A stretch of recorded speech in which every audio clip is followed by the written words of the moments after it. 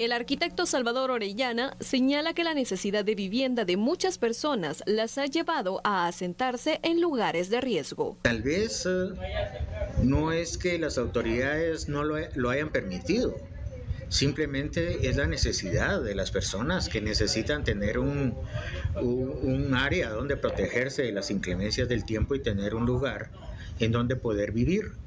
Esto es lo que realmente está sucediendo, no solamente por lo sucedido en la tragedia de anoche o hoy en la mañana, sino que esto ojalá sirva como un llamado de atención para todas aquellas personas que se considera que están viviendo en lugares arriesgados, empiecen a ver la posibilidad de buscar lugares más seguros.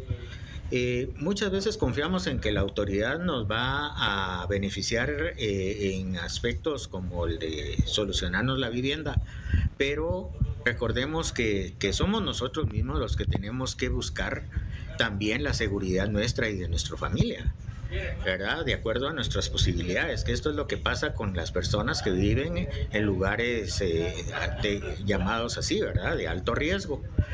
Esto se da para cualquier fenómeno natural. Eso va a suceder a la orilla de ríos, a la orilla de una playa, cerca de un volcán. Guatemala es un país con mucha variedad, con mucha diversidad natural. Según la Conred, en Guatemala existen más de 10.500 puntos de riesgo y en estos lugares no deberían estar habitados. El arquitecto señala para qué sí podrían ser utilizadas estas áreas. Que hay lugares de riesgo en donde pues se pueden utilizar para diferentes recursos. Digamos, hay lugares de riesgo que se podrían utilizar para siembra o lugares de riesgo que se podrían usar para, digamos, para tener ganado y cosas así.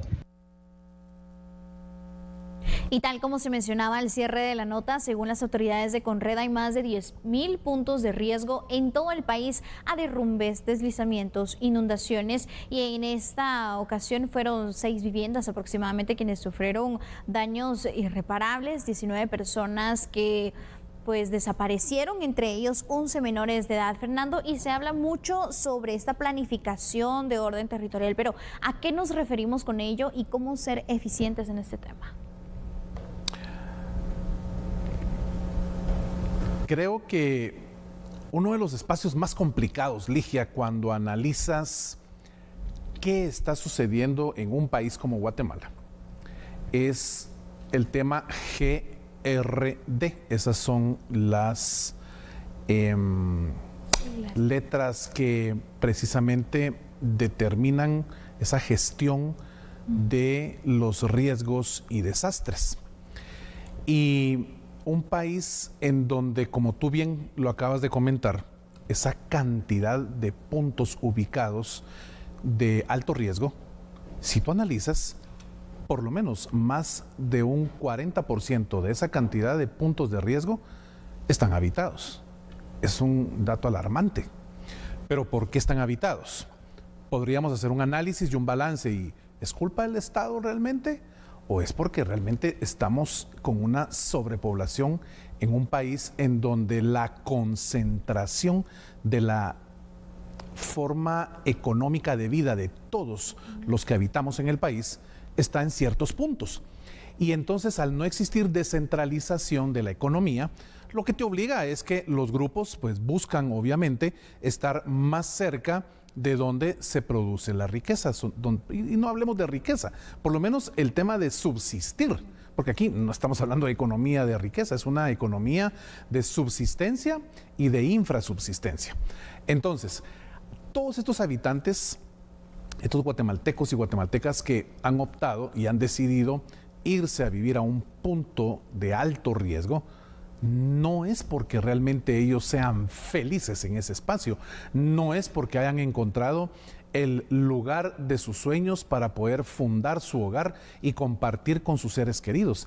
Es porque la necesidad en este país de poder tener un pedacito de tierra donde resguardarte, construir tu casita, si bien te va, porque en la mayoría de casos son champitas que medio protegen a núcleos familiares de 7, 8, 10 personas, es realmente lo que desnuda la condición socioeconómica que está viviendo un país como Guatemala.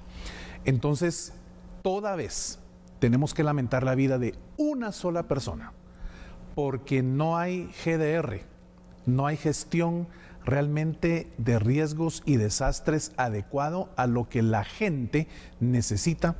Pues claro, tenemos a una Conred muy eficiente, tenemos un INSIBUME trabajando eficientemente, tenemos esta coordinación de bomberos, de cuerpos de socorro eficientes.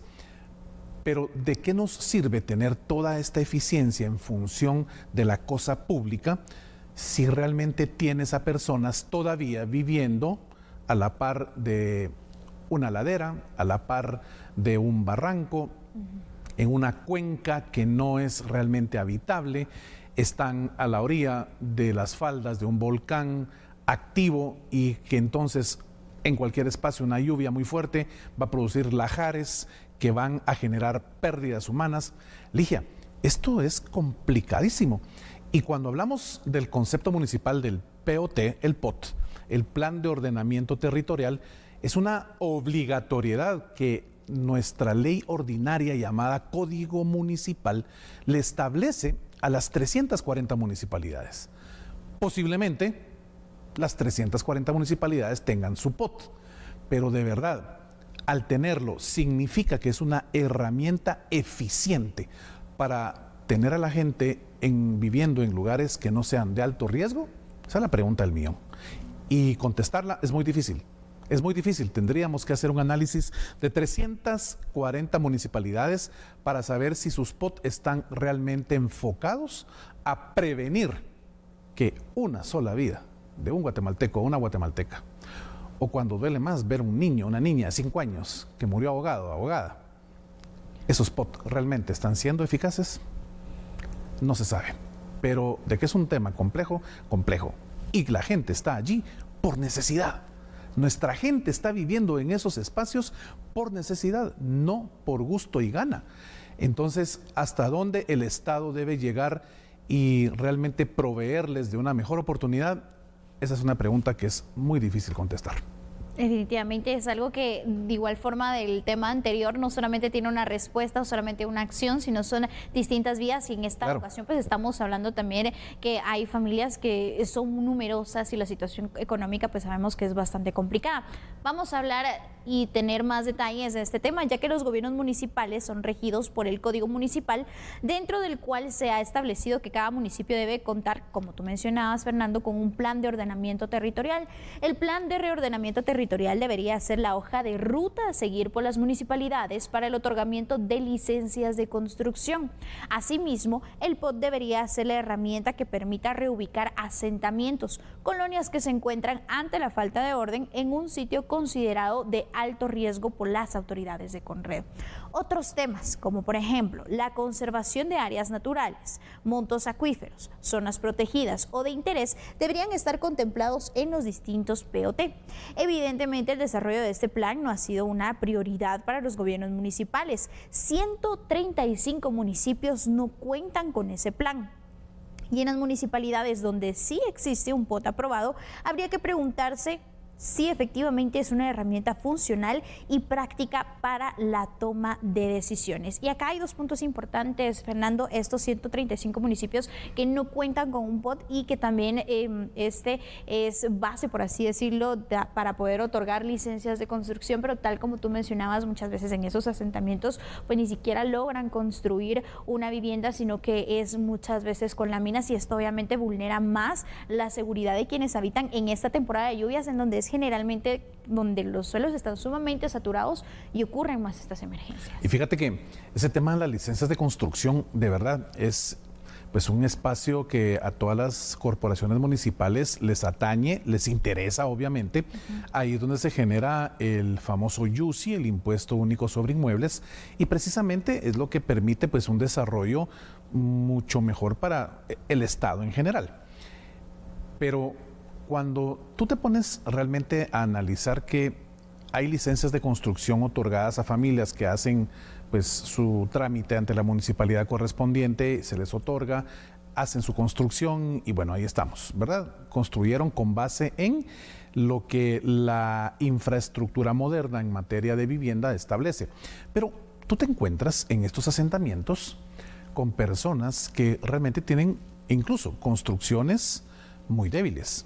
Algunas todavía, Ligia, con adobe, algunas todavía con bajareque, y las que vas conociendo que han podido invertir un poco más y levantan poco a poco sus paredes y utilizan block, pero realmente van utilizando un sistema de construcción que no es el más adecuado para el tipo de suelo en donde están construyendo, suelos que en la mayoría de casos han sido declarados como de emergencia, y cuando llegan las autoridades a decir, miren, aquí por el invierno o aquí por la actividad del volcán, tenemos que evacuarles, vamos todos para afuera.